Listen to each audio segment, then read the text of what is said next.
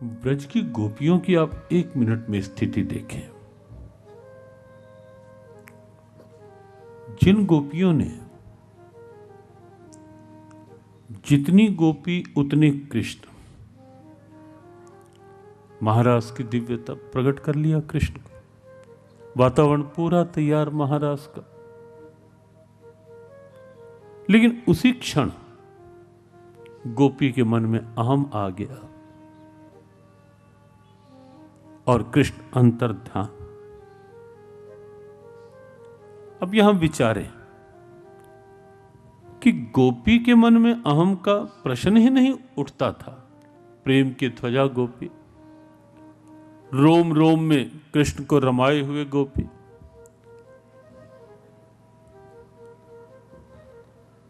उद्धव जैसे ज्ञानी को, ब्रह्म ज्ञान की दिव्यता में स्थित महापुरुष को सीधा चैलेंज करने वाली गोपी।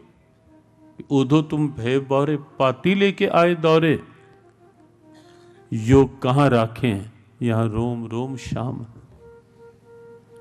श्याम तन श्याम मन श्याम ही हमारो धन, आठों याम उधो हमें श्याम ही सो काम।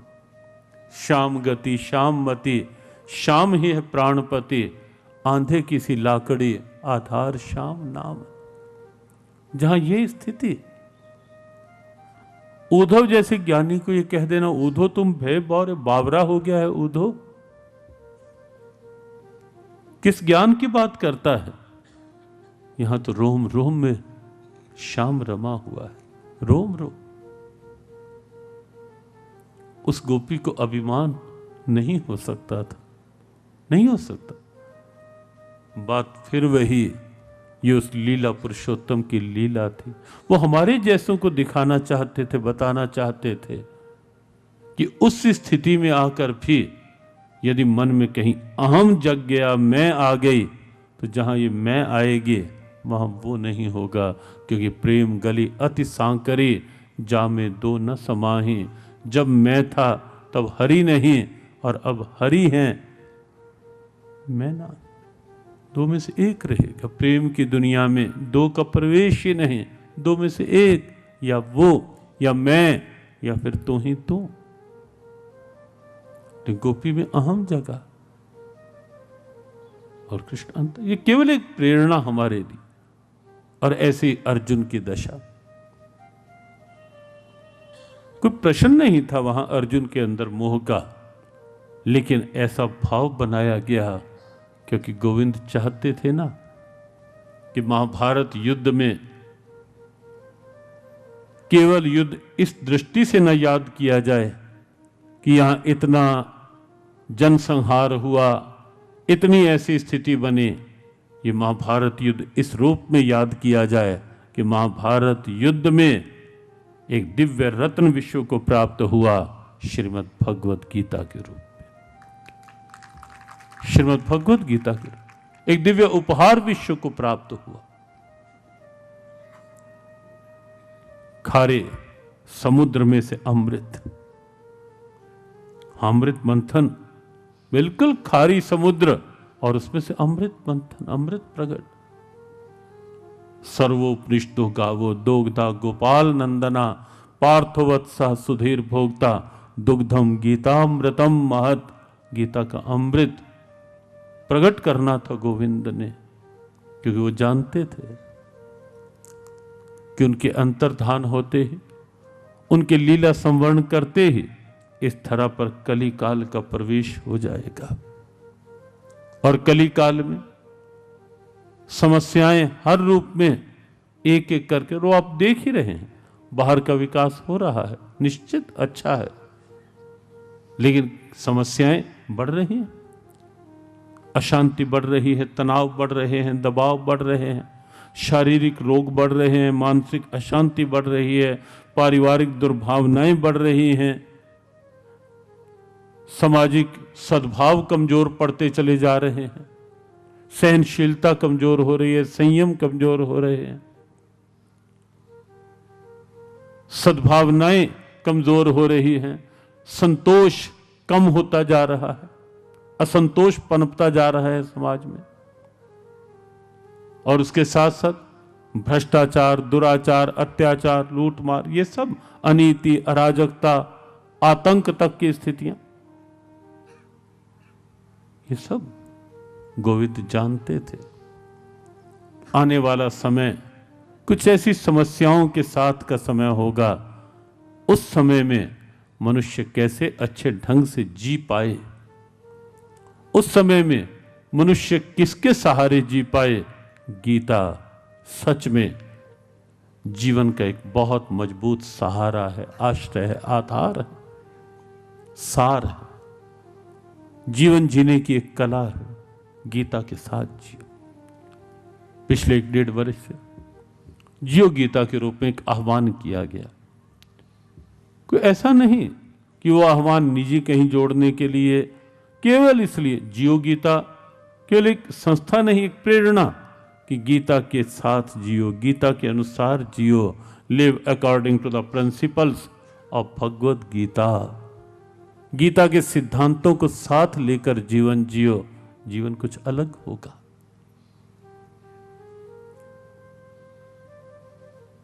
15 वर्ष की आयु में ज्ञानेश्वरी गीता का प्रागट्य,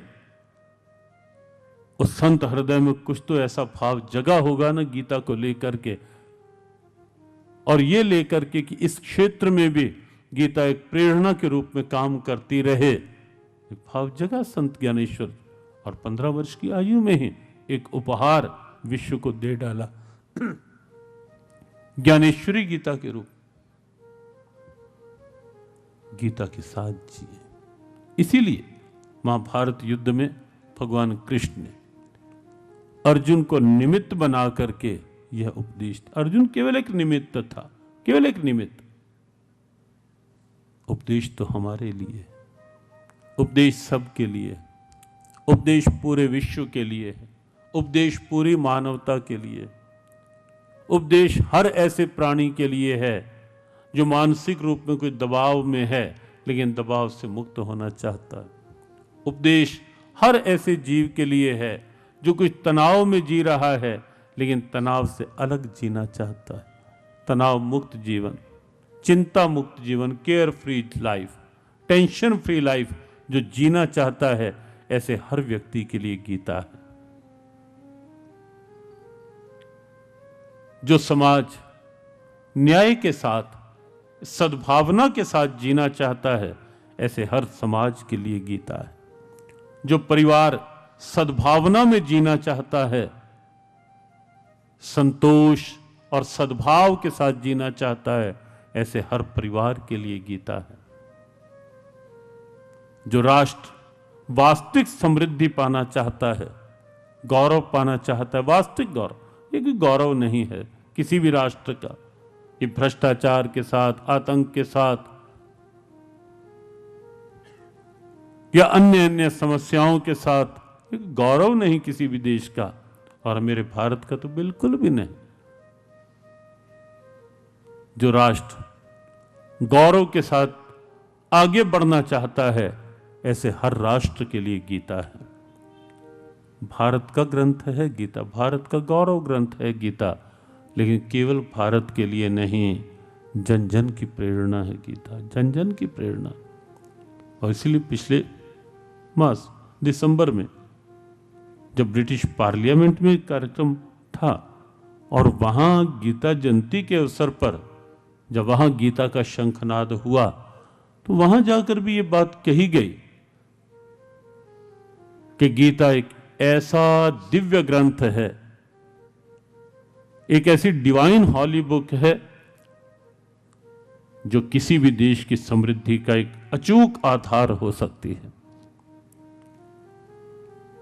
पूरे विश्व के लिए है भगवद गीता और भगवान कृष्ण, क्योंकि बड़ी साफ सी बात कि भगवान सबके हैं, सबके लिए हैं, इसलिए गीता भी, उनकी वाणी भी सबके लिए। भगवान के लिए कोई ये नहीं कह सकता। हाँ, भाव से आप कहें कि मेरे प्रभु, जैसे मीरा ने कहा मेरे तो गिरधर गोपाल, लेकिन ये नहीं कि मीरा ने किसी कोई दूसरा कहे तो तू क्यों बोल रही है ऐसा, मेरे, ऐसा नहीं।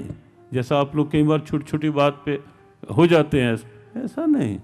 हम मीरा ने ये भी कहा कि मेरे तो हैं ही, तुम भी मेरी तरह विश्वास के साथ कहो कि मेरे गिरधर गोपाल। हर एक अधिकार जता सकता है कि मेरे भगवान सबके, क्योंकि वो सबके हैं और सब उनके हैं, वो सबके हैं, सब उनके हैं। पिता हमस्य जगतो, माता धाता पितामह। हे अर्जुन, मैं पूरे विश्व का पिता हूँ, जगतो पूरे जगत का पिता, माता, धाता और पितामह मैं ही हूँ। सब प्राणी मुझ में समोहम सर्वभूतेषु नामे द्वेष्य अस्ति ना प्रियः। सब प्राणी मुझ में हैं, मेरे लिए कोई भी विशेष नहीं और किसी से मेरा द्वेष नहीं, सब मेरे लिए बराबर है, सब बराबर।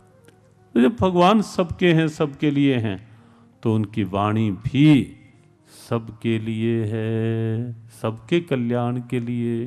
तो गीता सबके लिए।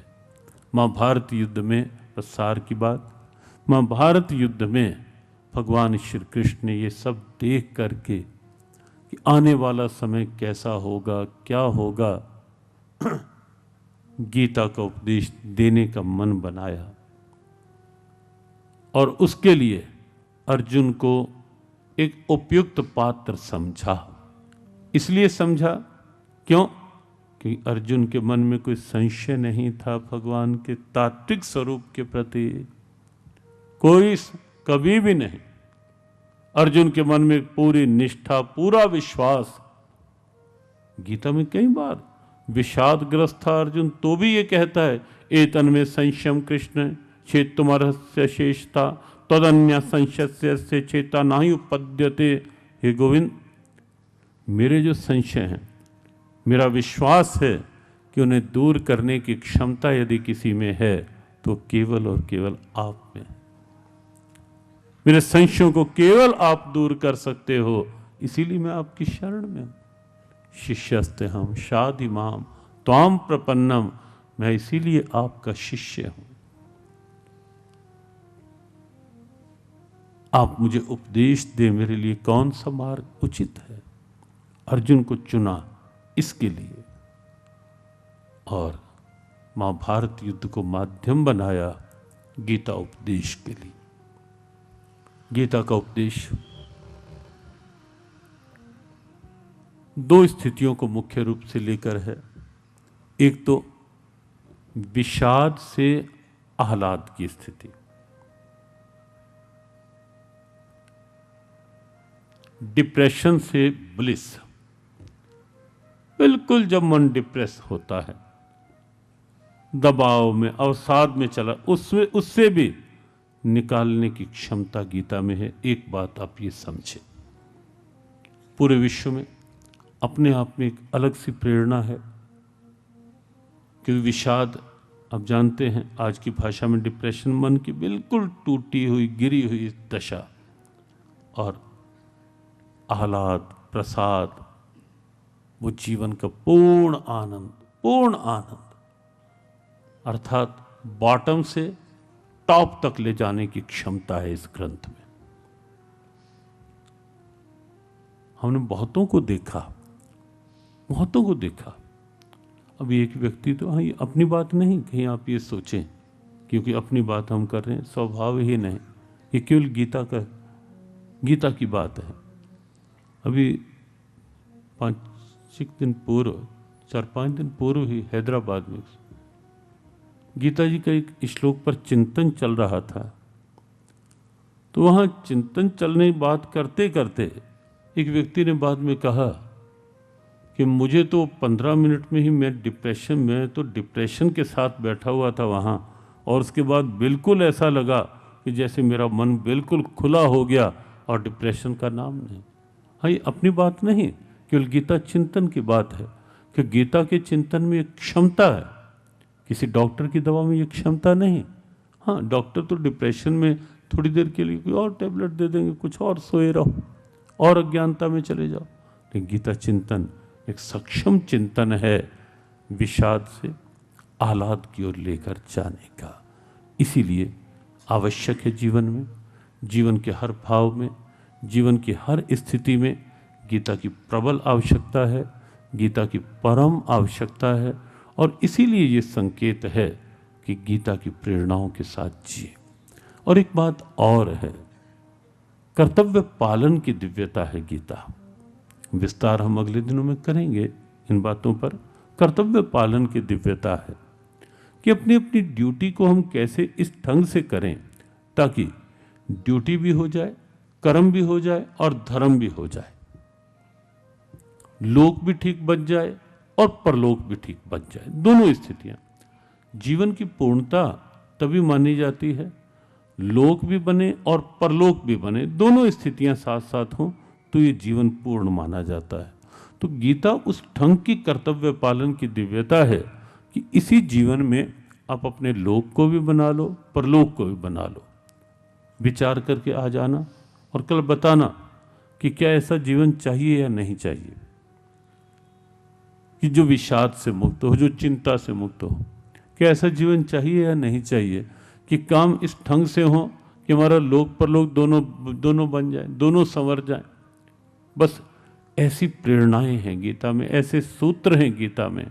काम कहीं ऐसा नहीं, एक बार भी नहीं गीता में कि जहां ये कहा हो कि तू अपना काम छोड़ दे, तू एकांत में जाके बैठ, कहीं भी नहीं कहा। गीता ने तो ये कहा कि कामचोर बिल्कुल नहीं बन, प्रमादी बिल्कुल नहीं बन, आलसी बिल्कुल नहीं बन, निष्क्रिय बिल्कुल नहीं बन। गीता ने तो ये कहा कि काम के प्रति सजग रहे, कर्मठ रहे, जागरूक रहे। बहुत बार गीता में ऐसे शब्द आते हैं कि अपने अपने कर्म के प्रति बिल्कुल सिंसियर रहो, ऑनेस्ट रहो, सीरियस रहो, अपनी अपनी ड्यूटी को बिल्कुल सीरियसली, सिंसियरली, ऑनेस्टली फुलफिल करो, पूरा करो। ऐसे अनेक सूत्र हैं गीता में। लेकिन किस ढंग से करो ताकि कर्म भी अच्छे ढंग से हो जाए, मन में शांति बनी रहे, स्थिरता बनी रहे, लोक भी बन जाए, परलोक भी बन जाए। ऐसी प्रेरणाओं का नाम है भगवत गीता। जीवन के साथ बहुत सीधे सीधे जुड़ा हुआ ग्रंथ है ये। जो लोग ये मानते हैं कि गीता केवल सन्यासियों का ग्रंथ है, वो बिल्कुल भूल में है, बिल्कुल कोरी भूल में। सच तो ये है कि उन्होंने कभी गीता को पढ़ के ही नहीं देखा, एक बार भी गीता को पढ़ के नहीं देखा, गीता पर विचार ही नहीं किया, जो ऐसा सोचते हैं। हाँ, गीता